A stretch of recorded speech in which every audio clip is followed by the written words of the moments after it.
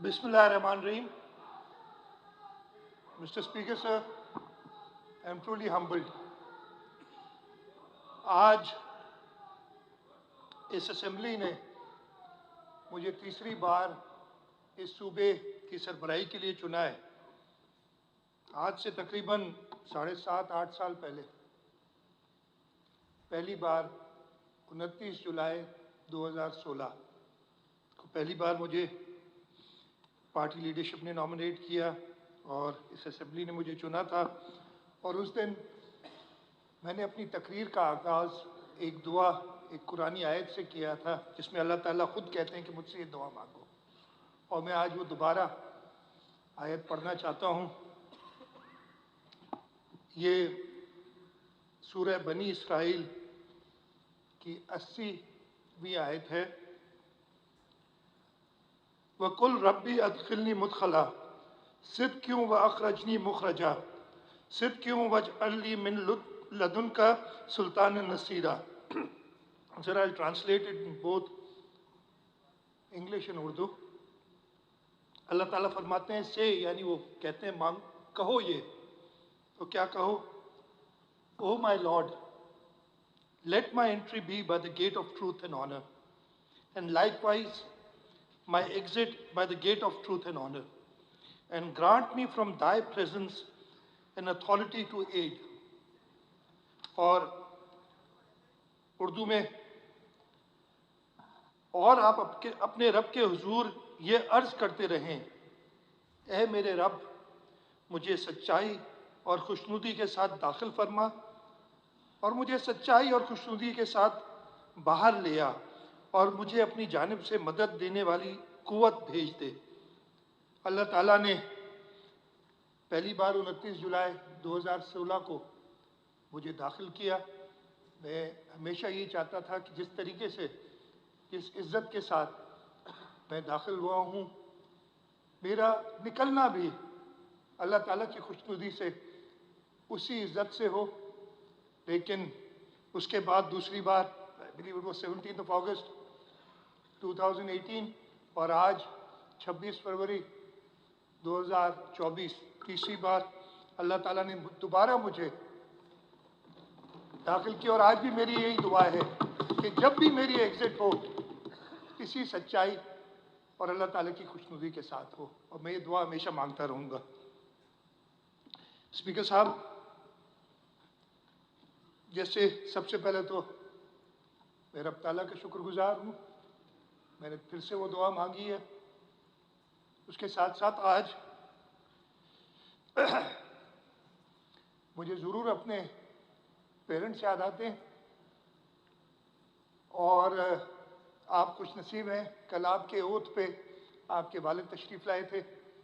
और मुझे शहीद मोहतरमा बेनज़ीर भुट्टो याद है, जब मैंने पहली बार सूबाई असम्बली के मेंबर का ओथ लिया था, मेरे वालिद उस वक्त हयात थे। उन्होंने कहा था कि तुम खुश नसीब हो कि तुम्हारे वालिद ने तुम्हारी खुशी देखी है।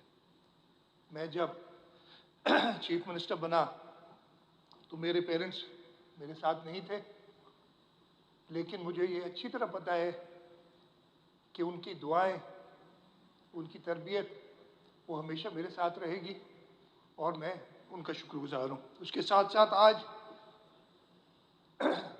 मुझे शहीद मोहतरमा बेनज़ीर भुट्टो भी बहुत याद आती है। मेरी पॉलिटिकल मेंटोर। मैंने सियासत में आना नहीं था। शहीद मोहतरमा बेनज़ीर भुट्टो एग्जाइल में थी। वो जब बाहर तशरीफ़ लाती थी तो मुझे मौका मिला उनके साथ काम करने का। और 2002 के जब इलेक्शन हुए तो मुझे मेरे वालिद साहब ने कहा, मेरा भाई इधर बैठा है, हम दोनों से कहा कि जी मैं इलेक्शन नहीं लड़ सकता, मैंने बड़ी मेहनत की है, अगर आप दोनों में से कोई चाहे तो जाके इलेक्शन लड़े। और शहीद मोहतरमा बेनज़ीर भुट्टो ने मुझे इनकरेज किया, और अल्लाह ताला की खुशनुदी से मैं आज तीसरी बार चीफ मिनिस्टर का इलेक्शन जीता है मैंने, और 5 बार इस असेंबली का मेंबर 5वीं बार बना हूँ। मैं अपनी फैमिली का शुक्रगुजार हूँ, हमेशा मेरा जिस तरीके से साथ दिया है। बहुत मुश्किल टाइम रहा है ख़ास तौर पे, और मैं थोड़ा सा जिक्र करूँगा, आगा साहब ने जिक्र किया था पिछले 5 सालों का, मेरा ख्याल है मैं भी थोड़ा जिक्र ज़रूर करूँगा कि किस तरीके से हमने वो 5 साल गुजारे। जो दोस्त जानते हैं, इधर जो बैठे हैं, जो कुछ दोस्त दोनों साइड से जो हमारे साथ थे उन्हें तो पता है, लेकिन जो नए दोस्त आए उनको भी बताना चाहता हूँ, और मैं थोड़ा सा टाइम लूँगा उसके लिए। तो मेरी फैमिली ने हमेशा उस मुश्किल वक्त में मेरा साथ दिया, और मैं अपनी लीडरशिप का चेयरमैन बिलावल भुट्टो जरदारी साहब, सदर आसिफ अली जरदारी साहब, अदी फरियाल तालपुर साहिबा, जिस तरीके से उन्होंने उस मुश्किल वक्त में, ऐसा भी वक्त था, और वेशा साहब आप अच्छी तरह जानते हैं, आप भी, कि कहा जा रहा था कि तुम कल अरेस्ट हो रहे हो या परसों अरेस्ट हो रहे हो। इधर सामने खड़े हुए मैं कुछ दोस्तों को बता रहा था इतना दूर, ये यहाँ से 3 फीट दूर क्या क्या नहीं कहा जाता था। उस वक्त बिलावल भुट्टो जरदारी साहब ने कहा कि अगर मुराद अली शाह को जेल भेजते हो तो जेल से मेरा चीफ मिनिस्टर होगा, और यही वजह थी कि उनकी हिम्मत नहीं हुई, लेकिन उन्होंने बड़ा नुकसान पहुंचाया। प्रेसिडेंट आसिफ अली जरदारी साहब जेल में रहे, अदी फरियाल तालपुर साहिबा को ईद की रात अस्पताल से जेल ले जाया गया। आगा सिराज दुरानी साहब इस असेंबली के स्पीकर रहते हुए, मैंने कल भी ये बात कही थी, तकरीबन 3 साढ़े 3 साल, मुझे पूरा अरसा भी याद नहीं है, जेल से असेंबली चलाते थे। और ये पाकिस्तान पीपल्स पार्टी की लीडरशिप है जिन्होंने कहा कि नहीं, ये तुम्हारे गलत केसेस हैं और तुम इन केसेस के जरिए हमारे लोगों को दिल बर्दाश्ता नहीं कर सकते। और यहाँ से वो जेल से आते थे, इस कुर्सी पे बैठते थे, और फिर यहीं से वो बख्तरबंद गाड़ी में बैठ के वापस मलिर जेल चले जाया करते थे। ऐसे कठिन टाइम थे जो कि गुजरे। तो मैं अपनी पार्टी लीडरशिप को सबसे पहले तो खराज तहसीन पेश करता हूँ। इस मुश्किल से उन्होंने इस पार्टी को लीड किया, और मैं उनका बहुत ज़्यादा शुक्रगुजार हूँ कि मेरे ऊपर एक बार फिर भरोसा किया है। और ये कोई आसान काम नहीं है, मैं भी ये जिम्मेदारी संभालते हुए कई बार सोचना पड़ता है जो मुश्किलात हैं मुल्क को इस वक्त, और थोड़ा सा जिक्र उनका भी करूँगा आगे चल के। लेकिन जब तक हिम्मत है, और अल्लाह ताला से यही दुआ मांगी है, इस दुआ यही की है कि वो मुझे वो क़ुव्वत दें कि मैं इन मुश्किल हालात से निपट सकूं और इस सूबे को और इस मुल्क की बेहतरी के लिए कुछ कंट्रीब्यूट कर सकूं। मैं सारे असेंबली मेंबर्स का दोनों साइड से बहुत शुक्रगुजार हूं जिन्होंने मुझे वोट किया। 112 मेंबर्स, 36 जिन्होंने वोट दूसरी तरफ अली खुर्शीदी साहब को दिया, एक प्रोसेस में हिस्सा लिया। वो दोस्त भी, वो भाई भी जिन्होंने, अगेन ये भी पॉलिटिक्स में ये बुरी रिवाज है कि आप एब्सटेन करें, उन्होंने एब्सटेन किया, वोट नहीं दिया। मैं कोशिश करूंगा कि मैं दोनों तरफ को ऐसे ले जाऊं साथ कि मैं फ़र्क ना रखूं, और इंशाअल्लाह ताला अपने काम से मैं, चाहे वो मुत्तहिदा कौमी मूवमेंट पाकिस्तान के दोस्त हों, चाहे हमारी जमात इस्लामी के भाई हों, और मैंने बताया भी था फारूक भाई को कि मेरा बड़ा अच्छा एक्सपीरियंस रहा है। मैं 2002 में पहली बार मेंबर बना था, तो शहीद मरहूम नसरुल्लाह खान शजी हमारे साथ थे, और मैंने उनसे बहुत सीखा था, बहुत ज़्यादा। हमारी बड़ी थी, और फिर पिछली जो 2018 से 23 तक की असेंबली थी, उसमें अब्दुल रशीद हमारे साथ थे, वो भी बहुत साबित कदम थे। और हम आपसे भी उम्मीद रखते हैं कि आप वैसे ही असेंबली में अपना किरदार, एक मस्बत किरदार अदा करेंगे। चाहे, अब मुझे पता नहीं मैं उनको क्या कहूँ, पीटीआई कहूँगा तो आप लोग सीटें आपकी चली जाएंगी सारों की जो भी है जो भी है, इसलिए कि मैं, उनकी अपनी है, उनका भी शुक्रगुजार हूँ कि वो उन्होंने आए और पार्टिसिपेट किया। और मैं उनसे ये कहूँगा कि मैंने अभी बातें कही थी ना, बहुत अफसोस के साथ कि आपकी जमात ने पिछली बार शायद उनका पता नहीं क्या डायरेक्शन थी, लेकिन उससे उनको मिला कुछ नहीं। मैं चाहूँगा ये, हम सब ये चाहेंगे कि आप एक मस्बत किरदार अदा करें इस असेंबली की प्रोसीडिंग्स में, आप बाकायदा हिस्सा लें, कंट्रीब्यूट करें। और सारे दोस्त तनकीद से कभी नहीं डरते। तनकीद आप नहीं करेंगे तो हम अपनी इस्लाह कैसे करेंगे? हर चीज़ हम दुरुस्त नहीं करते, कोई इंसान नहीं करता। अल्लाह ताला की ज़ात के अलावा हर एक शख्स गलतियां करता है। तो अगर आप हमारी गलतियां पॉइंट आउट नहीं करेंगे, लेकिन एक मस्बत तरीके से करें ताकि हम वो सुने भी, तो ये आप सबसे दरख्वास्त होगी। तो मैं दोनों साइड के लोगों का बहुत शुक्रगुजार हूँ। और last but not the least, इस सूबे के लोगों का, जिस तरीके से पीपल्स पार्टी को सूबा सिंध के लोगों ने, और मैं ख़ास तौर पे अपनी कॉन्स्टिट्यूंसी डिस्ट्रिक्ट जामशोरो के लोगों की बात करूँगा। इधर जैसे ही हम जीते, और कल भी मैं आया था तो सहाफ़ी आ जाते हैं सामने, तो उन्होंने सवाल किया कि जी आपने इतनी सीटें जीती कैसे? तो मैंने उन्हें कहा था मेरी सारी जो during election campaign press conferences देख लो, या जो भी मैंने जहाँ भी कही है, मैंने कहा था। और मेरा अल्लाह का शुक्र है 5 इलेक्शंस लड़े, उससे पहले अपने वालिद साहब के साथ इलेक्शंस के देखते थे। और मेरे उस्ताद हमारे सीनियर टाइम अली शाह साहब, निसार घोड़ो साहब जो कि इस असेंबली के मेंबर बने, इंशाल्लाह वो भी कुछ दिनों में ज्वाइन करेंगे, आगा सिराज दुरानी साहब और सारे दोस्त। हम लोगों की नब्ज को जानते हैं, हमें पहले से पता होता है। मैं आपको बता रहा हूँ, ये कोई बात नहीं है। जैसे आप लोग भी जो अपनी कॉन्स्टिट्यूंसी में काम करते हैं, उन्हें पता होता है कि कहाँ जा रहे हैं। और मैंने कहा था, और अभी बैठी हैं, इन्होंने मुझसे पूछा था आज से कोई महीना पहले कि कितनी सीटें लेंगी, मैंने कहा 90 to 95। हम 89 पर रुक गए, मैं खुद फेल हो गया।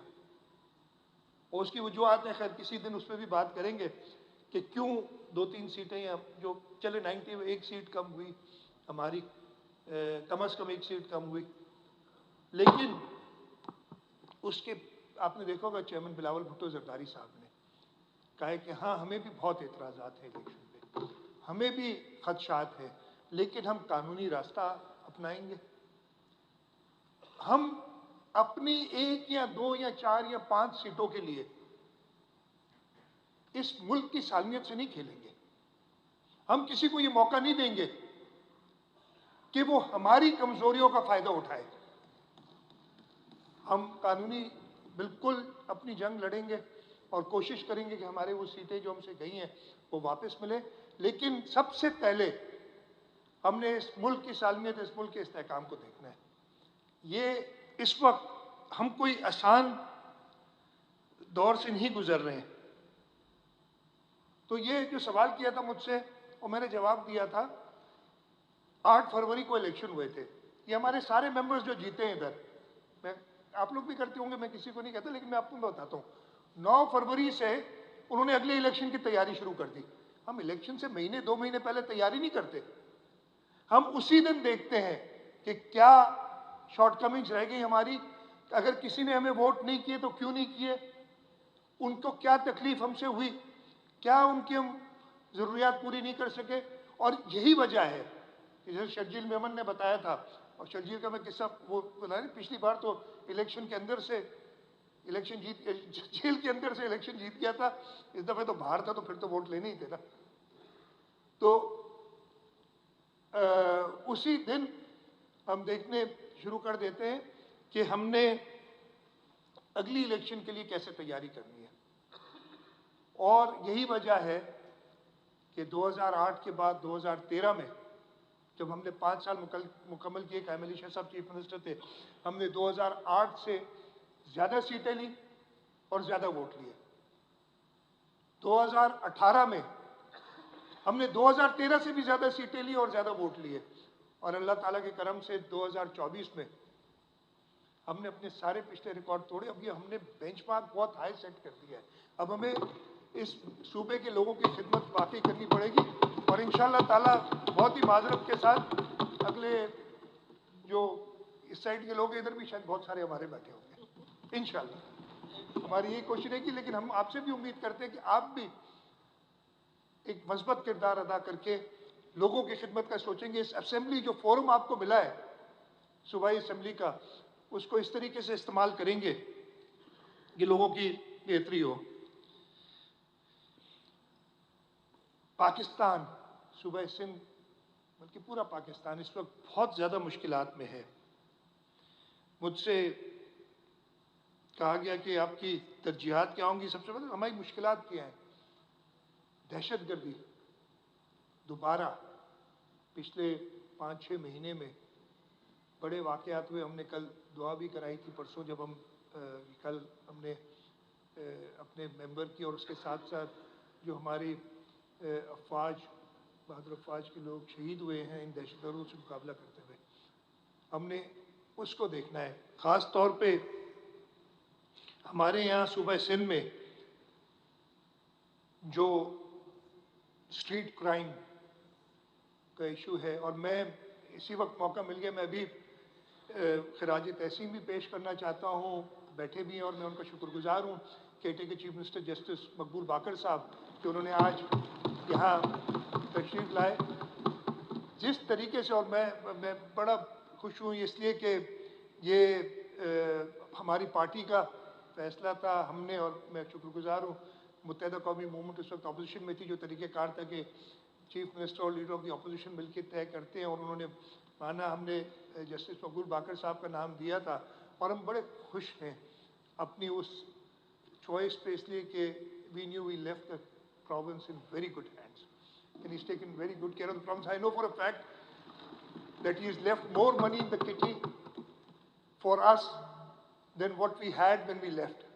तो अल्लाह ताला मैं दुआगो भी हूँ जस्टिस साहब के लिए कि आगे भी जो उनकी और मेरी उनसे 2-3 मुलाकातें हुई थी ड्यूरिंग द चीफ मिनिस्टर साहब, जो मैंने उनकी डेडिकेशन देखी है और इस सूबे के और इस मुल्क के लोगों की खिदमत का जो जज्बा है, अल्लाह ताला उनको और मौके फराहम करे।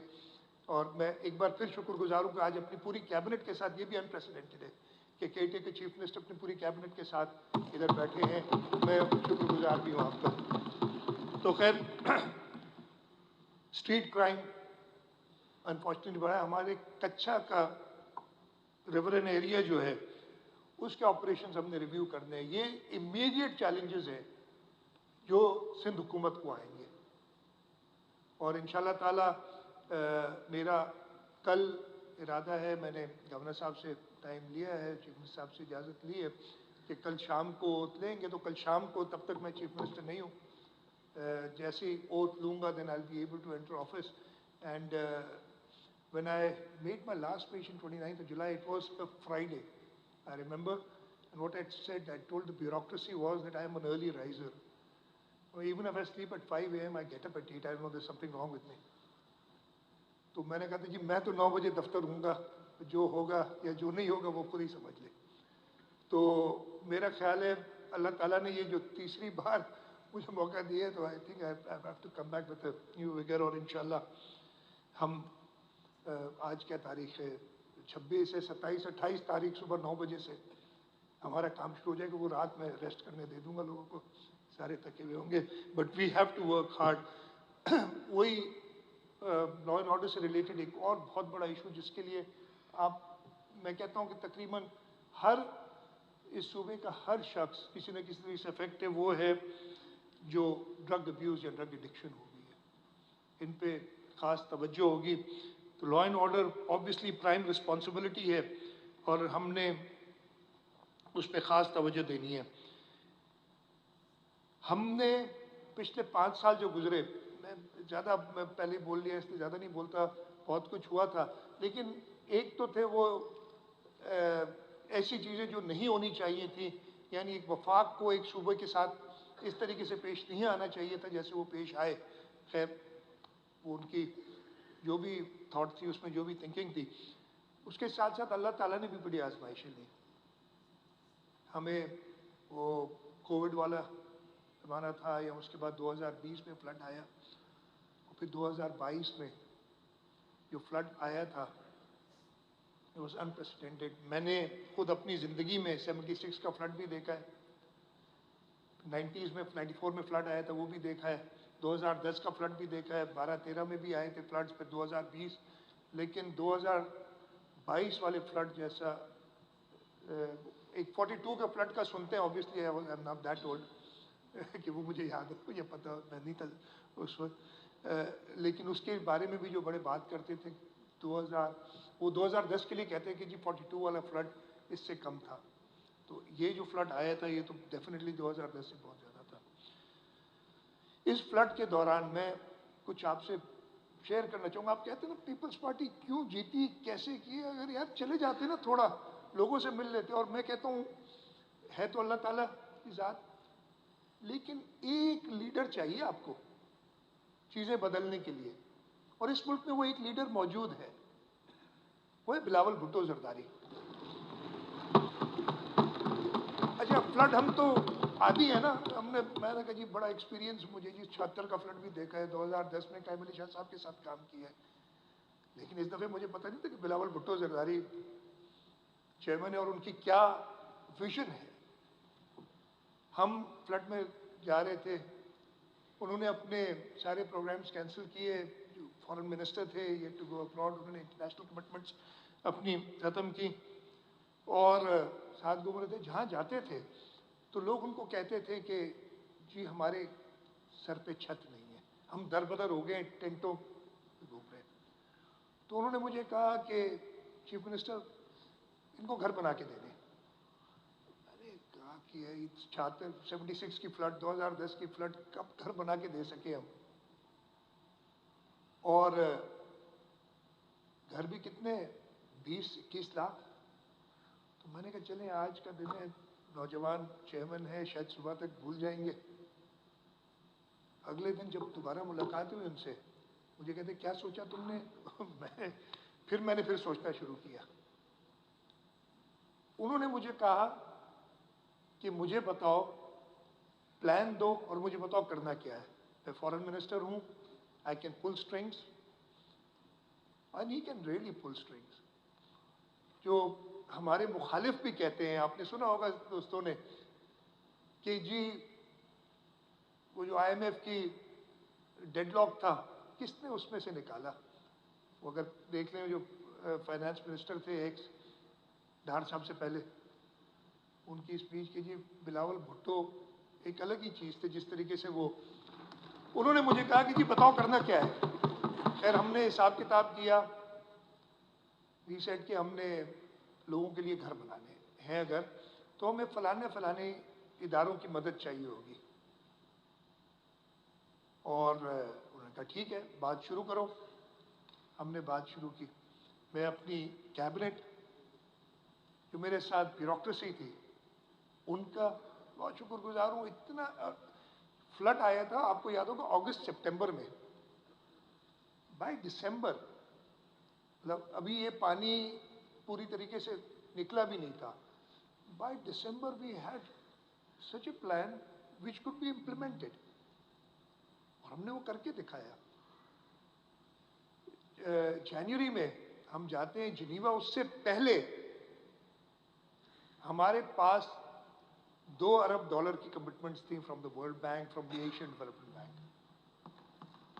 और वो देखें, हम कहते हैं ना कैसे जीते इलेक्शन। मैं कहता हूँ 21 लाख घर, मेरी अपनी कॉन्स्टिट्यूंसी में 32,000 घर है। 32,000 एक घर में 4 लोग तो रहते हैं ना, तो कितने हो गए 1,28,000 घर लोग। मैंने तो सिर्फ 75,000 वोट लिए, सिर्फ वो जिनके पास जाने की भी जरूरत नहीं थी। और यही हाल पूरे सिंध में था। और अब तो बिलावल भुट्टो जरदारी, और उसमें मैं बात करूंगा कि आगे हमारा प्रोग्राम क्या है। उन्होंने जो विजन दिया है, अपने जो 10 पॉइंट्स दिए हैं, दैट विल चेंज पाकिस्तान। मैंने कहा ना अगर आपने फर्क लाना है, एक शहीद जुल्फिकार अली भुट्टो थे, शहीद मोहतरमा बेनज़ीर भुट्टो थी, वो had a vision. Asif Ali Zardari साहब थे, शहीद जुल्फिकार अली भुट्टो ने हमें यह आइन दिया जिसकी वजह से पाकिस्तान कायम है। ये सब कहते हैं। आसिफ अली जरदारी ने इस आइन को अपनी असल शक्ल में लाए। यहाँ पे चल बोल ही लेता हूँ, मैंने सुना है कि कहीं तकरीर हुई है और उन्होंने बड़ा न्यूक्लियर टेक्नोलॉजी पे कहा है कि ये बड़ा क्रेडिट लिया है। अगर क्रेडिट किसी को जाता है तो एक शहीद जुल्फ़िकार अली भुट्टो को जाता है हमारी न्यूक्लियर टेक्नोलॉजी का, दूसरा शहीद मोहतरमा बेनज़ीर भुट्टो को जाता है। और मैं बताता हूँ क्यों। इंडिया ने जो अपने न्यूक्लियर टेस्ट किए तो शहीद भुट्टो ने कहा, और सबको पता है कि we lead grass but will make a nuclear bomb. उन्होंने वो टीम इकट्ठी की, डॉक्टर अब्दुल कदीर खान और दुनिया की ऑपोजिशन। एक मुसलमान मुल्क न्यूक्लियर पावर बन जाए, किसी को मंजूर नहीं था ये, लेकिन शहीद जुल्फ़िकार अली भुट्टो थे, उन्होंने वो न्यूक्लियर टेक्नोलॉजी दी। अच्छा, वो न्यूक्लियर टेक्नोलॉजी तो मिल रही थी, बट आपके पास डिलीवरी सिस्टम नहीं था। आपने वो बम बना के अगर किसी को वाकई डेटरेंस चाहिए तो आपके पास वो डिलीवरी सिस्टम भी होना चाहिए। वो शहीद मोहतरमा बेनज़ीर भुट्टो थी जिन्होंने अपने दूसरे दौर में नॉर्थ कोरिया जाके किम इल संग से बोलिए। अब शायद लोग काफ़ी इस पर बात करें कि जी आपने बात की, बट उन्होंने अपने मुल्क की दिफा को नाकाबिले तस्खीर बनाया। ये क्रेडिट उन्हीं को जाता है। तो जैसे मैंने कहा कि उसके बाद जरदारी साहब तो जिनको विजन था कि अगर इस मुल्क को आगे ले जाना है तो हमने अपने आइन को अपनी शक्ल में वापस लाना है। उस वक्त प्रेसिडेंट जरदारी के पास अनलिमिटेड पावर्स थे। उन डिक्टेटर्स ने इस आइन को मसख करके सदर के ओहदे को पार्लियामेंट से भी ऊपर कर दिया। तो उन्होंने अपने सारे इख्तियारात पार्लियामेंट को दिए और इंशाअल्लाह ताला अगले महीने जरदारी साहब फिर हलफ उठाएंगे प्रेसिडेंट का। और मैं ये मौका आज ही ले लेता हूँ, अपने सारे दोस्तों से रिक्वेस्ट करूँगा कि सदर जरदारी साहब को वोट दीजिएगा प्रेसिडेंट का। उस वक्त खैर फॉर्मली भी आपके पास आएंगे, लेकिन अभी एक मौका है तो आज ही मैं रिक्वेस्ट कर लेता हूँ। तो ये वजूहत थी कि इस सूबे के लोग और हम अपनी लीडरशिप के सामने थोड़े शर्मिंदा ज़रूर, इसलिए कि हम चाह ये रहे थे कि हमारी परफॉर्मेंस ऐसी हो इस सूबे में। बिल्कुल आपने बड़ी सही बात की, ख़त्म नबूवत की बात शहीद जुल्फ़िकार अली भुट्टो ने बड़ा मुश्किल फैसला लिया था। तो हम चाह रहे थे, हमारा ये सोच थी कि अपने सूबे के ज़रिए हम, इसलिए कि हमारी हुकूमत सिर्फ सूबे सिंध में थी, हम ऐसा परफॉर्म करें। और मेरा ख्याल है हमने परफॉर्म किया। सूबे सिंध के लोगों ने तो जाना है, बहुत अपने अपने हो सकती है, हर चीज़ दुरुस्त नहीं है। ये कहना कि जी हमने सब कुछ ठीक कर दिया, ऐसे नहीं है।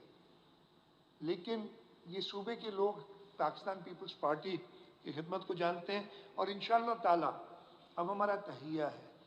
जो भी मेरे साथ टीम आएगी, इन्हीं दोस्तों में मेरे साथ कैबिनेट मेंबर्स बनेंगे और हमारी अपनी लीडरशिप से यही कमिटमेंट होगी कि इस दफ़े जो कोताहियाँ अगर हमने की हैं वो भी हम ना करें और हम बिलावल भुट्टो जरदारी को अगले इलेक्शन में वो मेजॉरिटी दे, वो अपने वोटों से इंशाअल्लाह ताला प्राइम मिनिस्टर बनेंगे पाकिस्तान पीपल्स पार्टी के वोट से। और क्यों बनाएंगे आप प्राइम मिनिस्टर? इसलिए कि वो एक ही, मैंने आपको विजन बताया, और लोग भी थे जिन्होंने घरों वरों की बात की थी बगैर सोचे समझे, लेकिन he forced his team to work on it and deliver within days, not even weeks. ये प्रेशर होता था। और जैसे अभी कैमलिजा साहब ने भी कहा कि वो प्रेशर इनका पता है। और सिर्फ बिलावल भुट्टो जरदारी साहब है जिन्होंने आगे का एक रास्ता दिया है, और हमारी कमिटमेंट इस सूबे के लोगों के साथ है कि हम, उन्होंने जो बताया है विजन अपना, उन 10 नुकात में हम अपने सूबे की हद तक उसको आगे लेके जाएंगे और हम बाकी तीनों सूबों के लोगों को कन्विंस करेंगे कि वो पाकिस्तान पीपल्स पार्टी को वोट दें और बिलावल भुट्टो जरदारी साहब को मौका दें कि इस मुल्क को लीड करें। क्या वो 10 नुकात हैं, मैं थोड़ा सा सारे दोस्तों इसलिए कि आपने शायद अपने जलसों में मगन रहे होंगे, शायद ना सुना हो, हमारी साइड के लोगों को भी माइंड रिफ्रेश करना चाहता हूँ। और मैं ये बताना चाहता हूँ, मैं जब ये पढ़ूंगा तो आप देखेंगे कि सूबा सिंध में इन सब चीज़ों का आगाज हो चुका है। पहला उन्होंने कहा जी 5 साल में, इसलिए कि इस वक्त क्या है, मुल्क शदीद महंगाई, हमारे मुल्क के लोग शदीद महंगाई का शिकार है, बेरोजगारी का शिकार है। उन्होंने कहा कि जी मैं 5 साल में आमदनी दुगनी कर दूंगा। और ये सूबा सिंध, सईद गनी बैठे लेबर मिनिस्टर थे मेरे साथ, हम हमेशा लीड लेते थे मिनिमम वेज में, बल्कि हमें तो बिलावल साहब ने कहा ये मिनिमम वेज छोड़ो, आप क्या हाँ लिविंग वेज, मतलब जिससे आपका गुजारा हो सके। लेकिन जो भी हमारे मसाइल थे, हमने सबसे पहले 35,000 रुपये जो आखिरी की थी वेज, वो की, और फिर बाकी सूबे। और हमें इतना प्रेशर पड़ता था, आपको मजे की बात बताऊं, जब 2022 में मियाँ शहबाज शरीफ साहब अपनी पहली तकरीर करने के लिए असेंबली में खड़े हुए, तो हमने पॉइंट दिया कि जी आपने मिनिमम वेज शायद 32,500 कर दी थी, मुझे नंबर एग्जैक्टली याद नहीं है। तो मुझे उस वक्त के फाइनेंस मिनिस्टर ने फ़ोन किया, यार छोड़ो ना, ये नहीं हो सकता, तुम एक काम करो 30 पे मान जाओ, हम 30 का ऐलान करते हैं। मैंने कहा आप भले 30 करो, हम सूबे में उस वक्त 32.5 थी हमारी, हम 32.5 कर चुके, करनी पड़ेगी। और शहबाज शरीफ साहब को ऐलान करना पड़ा था। तो इंशाल्लाह ताला जो उनका पहला वादा है, गरीब तबके के लोगों के लिए 300 यूनिट बिजली थ्रू सोलर पावर। इधर इम्तियाज शेख साहब बैठे हैं, ये बोल सके ये सारे काम हम सिंध में शुरू कर चुके हैं। हमने सोलर रूफटॉप्स का प्रोजेक्ट शुरू किया हुआ है, जिसमें इस वक्त बहुत कम है, 2 लाख घरों को हम कर रहे हैं। एक हमने स्कोप बहुत बढ़ाना पड़ेगा, लेकिन ये सारी चीज़ें हमने शुरुआत की हुई हैं, बहुत ज़्यादा ज़रूरी। और इधर फारूक भाई ने बात की, मैं आपसे बिल्कुल एग्री करता हूँ कि हमें इस सूबे के लोगों की पढ़ाई के लिए, जो आउट ऑफ स्कूल चिल्ड्रन हैं, उनके लिए काम करना है, और बहुत हमने काम करना। और ये एक स्पेसिफिक पॉइंट उन्होंने अपने मंशूर का रखा है, पूरे पाकिस्तान में सेहत का मुफ्त निज़ाम कायम करना। अब ये तो सूबा सिंध लीड कर रहा है। कामिली शाह साहब ने अभी बताया, NICVD ट्रॉमा सेंटर, पीर अब्दुल कादिर शाह इंस्टीट्यूट गम्बट, या JPMC, पूरे पाकिस्तान से लोग आते हैं सिंध में मुफ्त इलाज कराने। और ये तो हर एक हमारा जो शदीद क्रिटिक है वो भी इसको मानता है कि जी वाकई हेल्थ के शोबे में पीपल्स पार्टी ने बड़ा काम किया। तो हम सिंध में ये शुरुआत कर चुके हैं। बिलावल भुट्टो जरदारी साहब का प्रोग्राम तो पूरे पाकिस्तान में करने का उन्हें मौका मिले, तो अभी सिंध में इतना मुस्तहकम करेंगे कि इंशाल्लाह ताला बाकी सूबों के लोग हमें बताएंगे कि करना है। घरों के लिए उन्होंने कहा कि अब ये तो मैंने सिंध में 20 लाख घर बनाए, मैंने पूरे पाकिस्तान में जो पुअरेस्ट द पुअर है उनको घर बना के देने। हमने फ्लड अफेक्टेड एरियाज़ में तो घर बना लिए, लेकिन जो नॉन फ्लड अफेक्टेड एरियाज़, खासतौर पे हमारे अर्बन एरियाज़ में जो कच्ची आबादियाँ हैं, उनके लिए भी हमने ये काम करने के लोगों के पास एक पक्की छत हो, अपना घर हो उनके पास। बेनज़ीर इनकम सपोर्ट प्रोग्राम, जो कि शहीद मोहतरमा बेनज़ीर भुट्टो का विजन था, जो कि सदर आसिफ अली जरदारी ने सदर बनते ही एक फ्लैगशिप प्रोजेक्ट की तरीके से उसका आगाज़ किया और वो आगे बढ़ा है। उसको उन्होंने कहा है कि उसमें मज़ीद इजाफा करना है। किसान कार्ड का इजरा, अगेन इस्माइल राव साहब बैठे होंगे, उसके बाद हमारे यंग मेंबर बैरिस्टर आलार के वालिद साहब एडवाइज़र थे। ये किसान कार्ड हम बना चुके हैं सिंध में, जिसके ज़रिए हम, और ये भी कैसे हुआ था, जब फ्लड्स के दौरान हमने कहा कि जी हमने किसानों को सीड और फर्टिलाइज़र के पैसे देने, तो हमारे पास डेटाबेस ही नहीं था। हमने उस पर काम शुरू किया और हमें फिर ज़मींदारों के थ्रू जाना पड़ा, लेकिन हमने उस पर सारा होमवर्क कर लिया और किसान कार्ड का पूरा प्रोग्राम बना दिया। और उसी को देख के बिलावल साहब ने कहा कि पूरे पाकिस्तान में जाना है। मुल्क भर में मजदूरों की समाजी तहफ़्फ़ुज़ और पेंशन को यकीनी बनाने के लिए मजदूर कार्ड सही बना चुके हैं। नहीं हम बना चुके हैं। आप कहते हैं ना वोट क्यों मिले, सिंध में, ये मुझे आती है कि हमने परफॉर्म किया है। हमने सिंध के लोगों को उम्मीद दी है कि पीपल्स पार्टी है जो उनको आगे ले जाती है। अभी तो वैसे मैंने कहा कि बहुत तहफ़्फ़ुज़ात हैं। मैंने कंजर्वेटिवों के 90 to 95 कहा था, अगले दफ़े हम सिर्फ जनरल सीट्स पे सेंचुरी करेंगे इंशाल्लाह, और अपने काम से करेंगे। नौजवान, उनके लिए अगेन चेयरमैन बिलावल भुट्टो जरदारी की विजन, कहते हैं कि मुझे हर डिस्ट्रिक्ट में एक यूथ सेंटर बना के दो, और हमारी बजट में मौजूद है और वो बन रहे हैं यूथ सेंटर्स। हर डिस्ट्रिक्ट में एक यूथ सेंटर, जहाँ पे लाइब्रेरी, जहाँ पे इंफॉर्मेशन टेक्नोलॉजी के लिए सहूलत, जहाँ पे करियर प्लानिंग के लिए सहूलत। और अब हमने उसको आगे लेके जाना है डिस्ट्रिक्ट से तहसील लेवल पे। और मुल्क भर में यूनियन काउंसिल की सतह पर भूख मिटा प्रोग्राम, इस पर भी हमारा सारा जो हमारा नया डिपार्टमेंट हमने खोला था, मेरे जहन में इतने दिन हो गए, बाहर रहा हूँ मैं गवर्नमेंट से, सोशल प्रोटेक्शन मैं भूल गया हूँ सारे, सोशल प्रोटेक्शन डिपार्टमेंट, उसका काम ही ये था। उन्होंने सारा अपना तैयार किया हुआ है इंशाल्लाह ताला, और हमने शुरू भी कर दिया है थरपारकर में और उमरकोट में, 2 डिस्ट्रिक्ट में हमने शुरू किया था और हम उसको आगे ले जाएंगे। तो ये प्रोग्राम, ये हमारी तरजीहात हैं जिनको लेके हम आगे बढ़ेंगे। एक और ज़रूरी चीज़ कि जी यार आप चुप रहे, ये आपकी जो है ना हमारे दुश्मनों की रट, भाई सिंध के लोगों से पूछें क्यों वोट करते हैं, कोई ऐसी बात नहीं है। खैर मैं डायलॉग में नहीं होना चाहता। हाँ,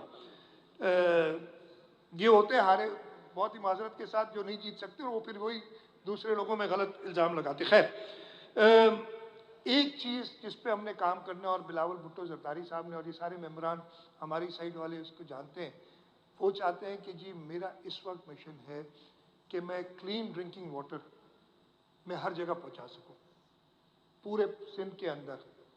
और ये है प्रॉब्लम, हम ये नहीं कहते कि सब ठीक है, ये प्रॉब्लम है और इस पे हम ख़ास तौर पे काम करेंगे। तो ये सारी चीज़ें थी। इधर मैं जब आया ना इधर, आज भी मैंने सुना देही शहरी, ठीक है, देही और शहरी, मैं कराची में पैदा हुआ।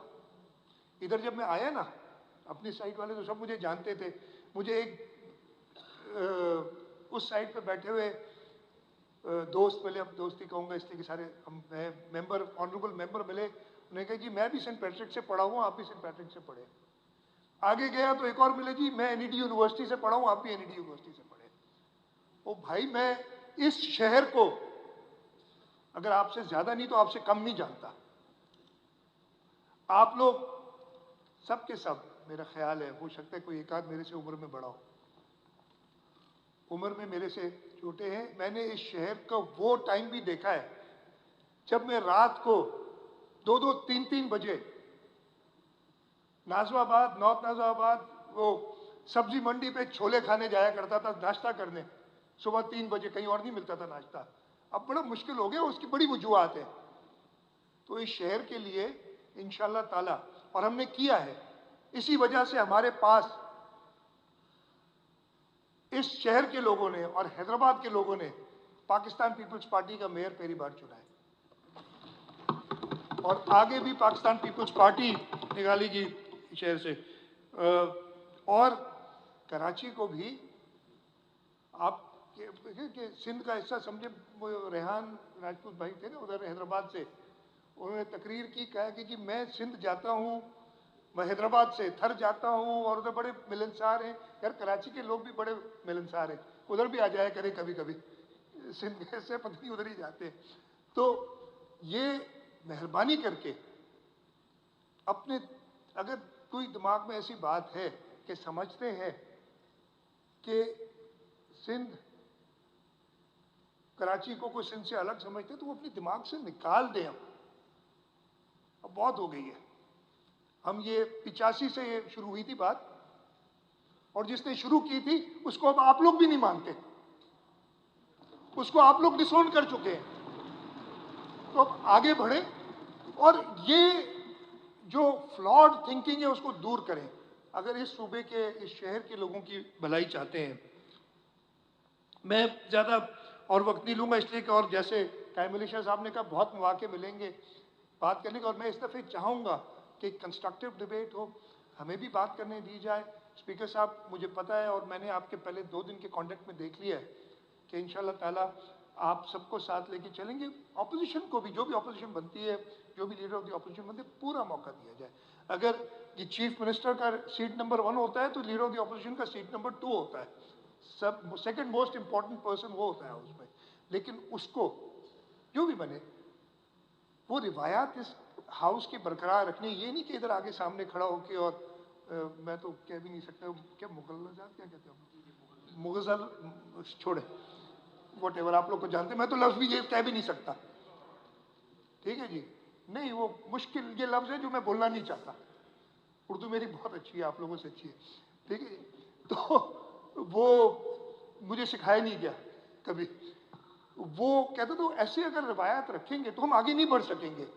फिर 5 साल बाद मैं लेकिन उम्मीद रखता हूँ, मुझे लगता है कि शायद अली खुर्शीदी साहब पहले ही आके बैठ गए इस कुर्सी पे, तो आगे शायद विराजमान होंगे इंशाल्लाह ताला। बड़ी अच्छी हमारी रहेगी एक पार्टनरशिप, इसलिए कि हम सब मिलके इस सूबे की बात करना चाहते हैं। यहाँ पे बात हुई थी, मैं अपनी तकरीर ख़त्म करने से पहले ज़रूर बात करूँगा इस वक्त जो आलम इस्लाम में मुसलमानों के ऊपर जुल्म ढाए जा रहे हैं, चाहे वो कश्मीर में हो, जहाँ पे जो हुकूमत है हिंदुस्तान की, उसने जुल्म और बर्बरियत का एक तूफ़ान बर्पा किया हुआ है, चाहे वो फ़लस्तीन और गाज़ा में उन निहत्ते लोगों के ऊपर जो बमबारी इजराइल कर रहे हैं उसकी सख्त मजम्मत भी करता हूँ। पाकिस्तान पीपल्स पार्टी ने, चेयरमैन बिलावल भुट्टो जरदारी साहब ने मेरा ख्याल है सबसे पहले जलसा किया था जिसपे उन्होंने, और मैं दोबारा कहता हूँ कि अगर अनफॉर्चुनेटली नहीं हुआ, अगर ये मुल्क की भागदौड़ बिलावल भुट्टो जरदारी के पास होती, जैसे शहीद जुल्फ़िकार अली भुट्टो के ज़माने में किसी की हिम्मत नहीं थी कि मुसलमानों के ऊपर को किसी मैली नज़र से देखे, अगर बिलावल भुट्टो जरदारी साहब पाकिस्तान को लीड करेंगे, इंशाल्लाह ताला जल्द करेंगे, वही वक्त वापस आएगा। एक इस्लामिक ब्लॉक जो उन्होंने बनाया था तो ऐसे बनाएंगे। मैं कहता हूँ कि हम सबको ये जो मुश्किल वक्त है उसमें आपने वो विजनरी लीडर ढूंढना है, वो विजनरी लीडर आपके सामने है। जैसे कायम अली शाह साहब ने कहा, आंखें हैं देखो। और बाकी जो है ना, अब मैं किसी और लीडर के बारे में कुछ कहना नहीं चाहूँगा, आज पहला दिन है, आगे जाके ज़रूर हो सकता है कि 2-2 हाथ हों उनके बारे में। मैंने तो भुगता है भाई, मैंने तो भुगता है।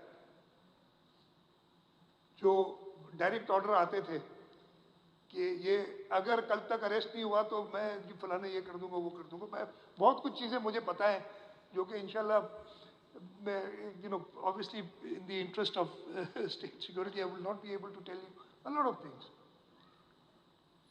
लेकिन अगर आपने इस मुल्क को आगे बढ़ाना है तो मुल्क का फ्यूचर बिलावल भुट्टो जरदारी है, और हम सब ने, और मैं अपने ऑपोजिशन के दोस्तों से भी कहूँगा कि साथ मिलें, या कोई और अगर नज़र आता है तो बता दें, दिखा दें।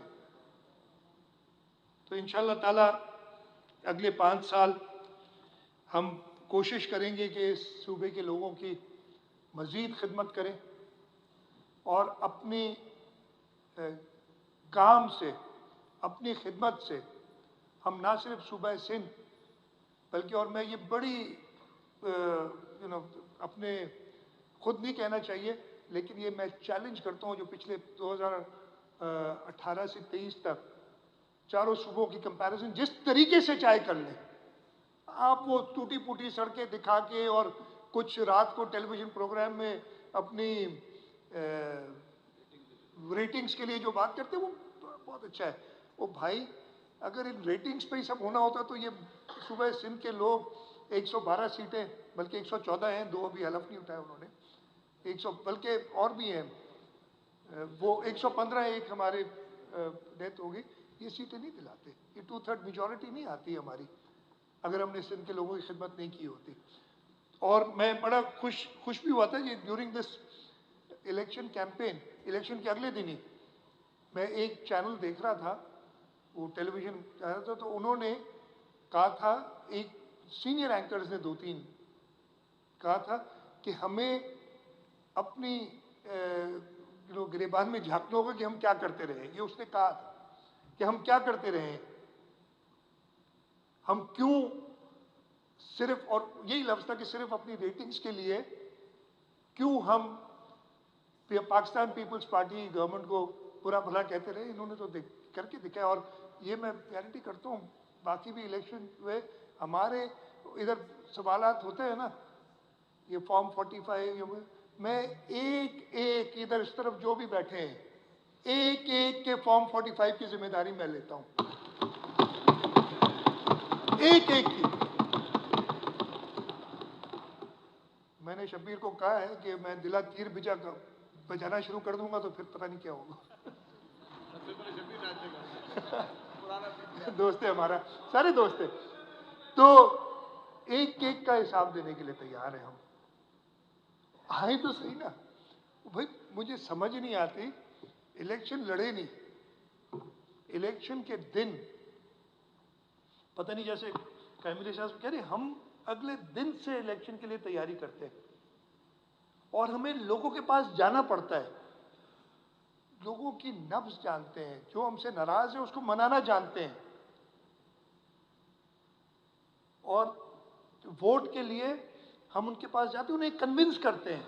ऐसे नहीं घर बैठे हुए कि जी हम जीत गए, ऐसे नहीं होता। और इसीलिए हम जानते हैं एक एक मेंबर, मैं जिम्मा लेता हूँ हर मेंबर का, लेकिन एक एक मेंबर खुद बड़ा जिम्मेदार है, वो अपनी जीत बताएगा। तो पाकिस्तान पीपल्स पार्टी ने कन्विंसिंगली ये इलेक्शन जीता है, और इसलिए अब वो जो सूबा सिंध को खामखा बदनाम करने वाली बात है ना, उसको ख़त्म किया जाए और सूबा सिंध से सीखा जाए और आगे चला जाए। मैं एक बार फिर स्पीकर साहब आपका भी बहुत शुक्रगुजार हूँ। Relatively young, not the youngest. You told me, I told you, no, you're not the youngest. They were younger speakers here. Relatively young. We have lots of hopes in you. The party has lots of hopes in you. Anthony Naveed, हमारा, मैंने कहा ना, all inclusive, Pakistan Peoples Party वाहिद party है यहाँ 2 खवातीन general seats पे जीत के आई हैं। आपके पास है कोई? हमारे यहाँ एक रिजर्व सीट वाला कौमी असेंबली का मेंबर है, सॉरी रिजर्व सीट वाला कह रहा हूँ, माइनॉरिटी का। डायरेक्ट इलेक्शन में, जनरल इलेक्शन में इंक्लूसिविटी ये होती है। हमने एक क्रिश्चियन को पहली बार डिप्टी स्पीकर की कुर्सी पे बिठाया है। बताएं तो सही, कोई और ये कर सकता है? तो भाई ये सारी चीजें हैं। और हम एक एमपी भी है, हरिराम को मैं भूल गया था, माफ करना यार, राम राम। मैं, ये है पाकिस्तान पीपल्स पार्टी जो सबको साथ लेके चलती है आगे, और हम, आप चाहते हैं कि आप भी हमारे साथ चलें इस सूबे की खिदमत के लिए। मैं एक बार फिर शुक्रगुजार हूँ, और इंशाअल्लाह ताला हम मिलके इस सूबे की बेहतरी के लिए कोशा रहेंगे। और मुझे पूरी उम्मीद है, और ख़ास तौर पे मैं ये कहूँगा कि एक फ़र्क मुझे नज़र आया है। 2018 में जब हम जीत के आए थे तो पहले 3 दिन इतने खुश असलूबी से नहीं, आपको याद होगा जो लोग मेरे साथ थे इधर, अजीब ही माहौल बन गया था। इस दफ़े, और मैं सब दोस्तों से कहूँगा कि साथ मिले, आपकी जो ग्रीवेंसेस हैं आप उनको सही फोरम्स में पेश करें। आपको हुकूमत से कोई शिकायत हो, हम बैठे हैं। ये असेंबली जवाबदेह है, सॉरी ये हुकूमत जवाबदेह है असेंबली को। We are answerable, we are accountable to you, hold us accountable, but do it in a manner that we feel accountable and we don't feel prosecuted कि जी हमें तो ये इल्ज़ाम तराशी में सारा दिन गुजार रहे, तो फिर तो काम नहीं चलेगा। तो इंशाल्लाह मैं उम्मीद करता हूँ कि हम सब साथ मिलकर इस सूबे को के लिए बेहतरी करेंगे। स्पीकर साहब, मैं आपका एक बार फिर और अपने पूरे मेंबर्स का, अपनी लीडरशिप का शुक्रगुजार हूँ कि मुझ पे मेरे ऊपर भरोसा किया है और मैं रब से यही दुआ मांगता हूँ कि जितना टाइम है वो इज़्ज़त से गुजारे और इज़्ज़त से जब भी मुझे जाना हो, मैं कोई रब के अलावा कोई ज़ात हमेशा के लिए नहीं होती, जब भी जाना हो इज़्ज़त से मैं जाऊँ। आपका बहुत बहुत शुक्रिया। पाकिस्तान जिंदाबाद।